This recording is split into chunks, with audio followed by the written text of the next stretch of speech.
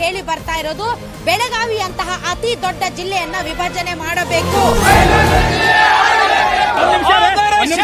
ಉತ್ತರ ಕರ್ನಾಟಕ ಅಭಿವೃದ್ಧಿ ಆಗಬೇಕಾದ್ರೆ ಹಲವಾರು ಕಂದಾಯ ಜಿಲ್ಲೆಗಳು ರಚನೆ ಆಗಬೇಕು.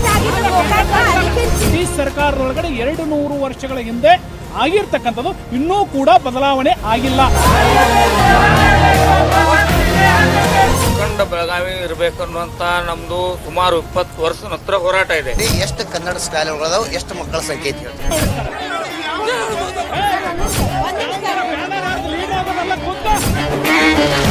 ಅಖಂಡ ಬೆಳಗಾವಿ ಇದ್ದರೆ ಮಾತ್ರ ನಾವು ಹೊರಗಿನವರಿಂದ ನಮ್ಮನ್ನ ರಕ್ಷಿಸಿಕೊಳ್ಳೋದಕ್ಕೆ ಸಾಧ್ಯ.